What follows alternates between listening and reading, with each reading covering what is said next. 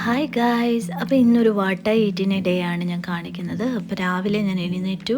അപ്പോൾ ഇന്ന് ബ്രേക്ക്ഫാസ്റ്റിന് മമ്മി ചപ്പാത്തിയും കിഴങ്ങ് കറിയാണ് ഉണ്ടാക്കിയത്. അത് കഴിഞ്ഞിട്ട് ഞാനൊരു ചായ കുടിച്ചു. അത് കഴിഞ്ഞിട്ട് മമ്മി എനിക്കൊരു കോൾഡ് കോഫി ഉണ്ടാക്കി തന്നു. അതാണ് ഞാൻ ഇപ്പോൾ കുടിച്ചുകൊണ്ടിരിക്കുന്നത്. അപ്പോൾ കോൾഡ് കോഫിയുടെ ഈസി റെസിപ്പി ഞങ്ങളുടെ ചാനലിൽ ഷോർട്സ് ആയിട്ട് ഇട്ടിട്ടുണ്ട്, അത് കാണാൻ മറക്കരുത്. അങ്ങനെ അത് ഫുള്ള് ഞാൻ കുടിച്ച് കഴിഞ്ഞിട്ട് ഉച്ചയായപ്പോൾ ഞാൻ ലഞ്ച് കഴിക്കാൻ ഇറങ്ങി. ഇന്ന് ഞാൻ ലേറ്റ് ആയിട്ടാണ് ലഞ്ച് കഴിക്കുന്നത്, കാരണം എനിക്ക് വർക്ക് ഉണ്ടായിരുന്നു. അപ്പോൾ ഞാൻ വന്നപ്പോഴത്തേക്ക് ചോറൊക്കെ തണുത്ത് പോയായിരുന്നു. പിന്നെ അതെല്ലാം എടുത്ത് ഞാൻ ചൂടാക്കിയാണ് ഞാൻ കഴിക്കുന്നത്. ജോലി ചെയ്യുന്നതിൻ്റെ കൂട്ടത്തിൽ തന്നെയാണ് ഇരുന്ന് ഞാൻ ഇന്ന് ഫുഡ് കഴിച്ചത്. അത് കഴിഞ്ഞ് ഞാൻ പുറത്ത് പോയി എൻ്റെ പട്ടിക്കുട്ടികളെ നോക്കി ഇങ്ങനെ നിൽക്കുകയായിരുന്നു കുറച്ച് നേരം. എനിക്ക് അങ്ങനെ അവരെ നോക്കി നിൽക്കാൻ ഭയങ്കര ഇഷ്ടമാണ്.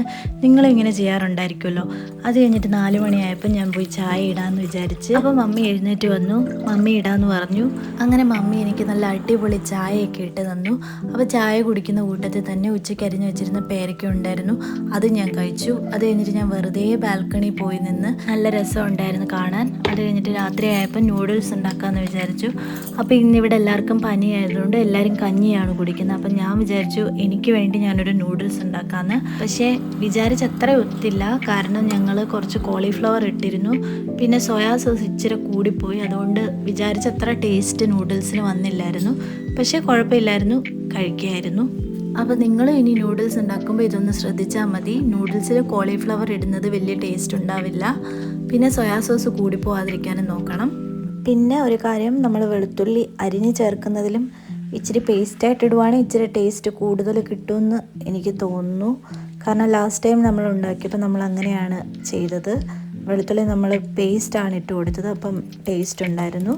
അപ്പോൾ നിങ്ങളിനി നൂഡിൽസ് ഉണ്ടാക്കുമ്പോൾ ഇങ്ങനെയൊന്ന് ട്രൈ ചെയ്ത് നോക്കുക. അപ്പോൾ ഇനി നമ്മളൊരു തട്ടിക്കൂട്ട് നൂഡിൽസാണ് ഉണ്ടാക്കിയത്. നമുക്ക് ആവശ്യമായിട്ടുള്ള വെജിറ്റബിൾസ് ഒന്നും ഇല്ലായിരുന്നു, പക്ഷേ ഉള്ളത് കൊണ്ടിട്ട് നമ്മൾ അത് വെച്ചങ്ങ് ഉണ്ടാക്കാമെന്ന് വിചാരിച്ചു. അങ്ങനെ നമ്മുടെ നൂഡിൽസൊക്കെ വെന്ത് വന്നു. അതിലെ വെള്ളമൊക്കെ നമ്മൾ ഊറ്റിക്കളഞ്ഞു.